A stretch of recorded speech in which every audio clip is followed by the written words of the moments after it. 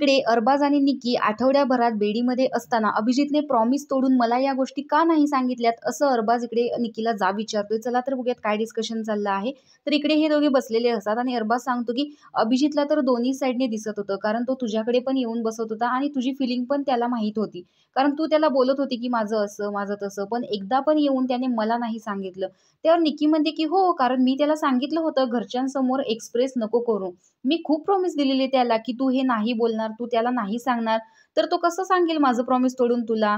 मला काय फील होतंय हे मलाच माहिती आणि त्याला माहिती। त्यावर अरबाज सांगतो पण मी त्याला सांगत होतो ना, तिकडे तरी बोलायचं। त्यावर निकी म्हणते असं नाही होत रे, दोस्तीमध्ये नाही बोलत इकडचं तिकडे, त्याला वाटत होतं मी स्वतः बोलून सॉल्व्ह केलं पाहिजे, पण तू बघ ना अख्खं घर तुझं होतं, मला तर कोणी येऊन नाही बोललं की मग कुठले फ्रेंड्स तुझे? तर अरबाज सांगतो मग मी पण तेच सांगतोय, तो पण कुठला फ्रेंड जो दाखवून बोलून पण आला नाही की बाबा ठीक आहे चल प्रॉमिस देऊन पण तुम्ही।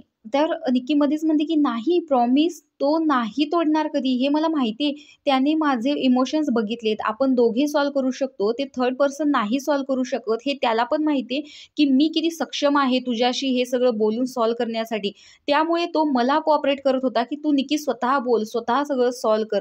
त्यावर अरबाज म्हणतो की असं नाही होत निक्की। त्यावर निक्की सुद्धा सांगते की सगळ्या घराने तुला माझ्यापासून लांब ठेवलेलं होतं, फक्त अभिजित होता की जो मला समजून घेत होता, माझे इमोशन्स त्याला कळत होत्या। अरबाजचं म्हणणं असं आहे की अभिजितने दिलेलं प्रॉमिस तोडून त्या गोष्टी मला सांगायला हव्या होत्या। तर अभिजितच्या या लॉयल्टी बद्दल अरबाजला इकडे प्रश्नचिन्ह निर्माण झालेलं आहे।